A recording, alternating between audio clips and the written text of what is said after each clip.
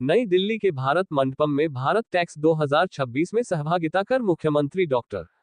मोहन यादव की press conference के अंश। मध्य प्रदेश सरकार की ओर से भारत टैक्स 2026 के इस आयोजन में हमारे राज्य में अलग अलग प्रकार के खास करके टेक्सटाइल और गारमेंट्स के इकोसिस्टम पर लेकर जो काम किया गया, मैं अपने राज्य के अंदर जो निवेशक गणों ने अपने अपने स्टॉल लगाए उन पर भी जाने का मौका मिला। मुझे इस बात की प्रसन्नता भी है कि ये यशस्वी प्रधानमंत्री के नेतृत्व में एक सकारात्मक माहौल का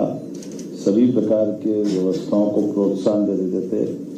भारत को आर्थिक रूप से भी अपने मूल रोजगार परक उद्योगों को लेकर चलने का जो संकल्प कॉटन इंडस्ट्री के माध्यम से है, जिसके आधार पर कई साल से भारत की पहचान वैसे तो सदियों से रही है। भारत टैक्स 2026 में मध्य प्रदेश ने अपने सशक्त टेक्सटाइल एंड गारमेंट्स इकोसिस्टम का प्रदर्शन किया है और आज के हमारे इस सत्र में माननीय मंत्री भारत सरकार श्रीमान गिरिराज सिंह जी भी उसमें मौजूद थे। देश और देश के साथ हमारे राज्य में रहने वाले भी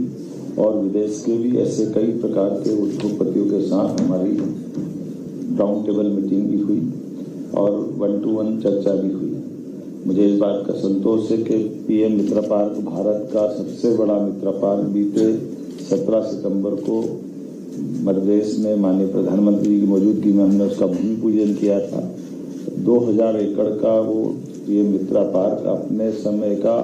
देश का सबसे बड़ा भी है और उसकी सफलता की कहानी इससे भी जुड़ती है कि उसी दिन पार्क के निर्माण का भूमि पूजन हुआ और हमारा 90% से ज़्यादा भूखंड के निवर्तन का भी उसी दिन रिकॉर्ड बना है, जिसके कारण से हमारे काम के प्रति, काम के विश्वास के प्रति और उसकी दक्षता में निवेशकों की जो रुचि है वो प्रकट करती है। आज भी माननीय मंत्री जी ने इसको कोट किया कि कई सारे लोग हमारे साथ और जुड़ना चाहते हैं, जिस आधार पर वो हमारे अपने ये मित्र पार्क के अलावा भी अब लोग जमीन मांग रहे हैं। आज जब मैं आपसे बात कर रहा हूँ तो हमारे अपने प्रदेश की अनुकूल नीतियाँ, मजबूत कच्चे धागे के माल की उपलब्धता, विकसित हो रहे आधुनिक बुनियादी ढांचे के आधार पर मध्य प्रदेश ने अपने निवेशकों का दिल जीता है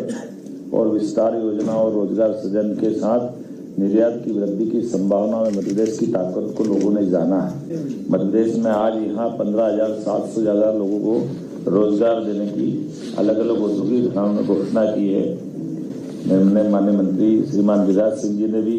इस बात की मध्य प्रदेश सरकार के लिए सराहना की कि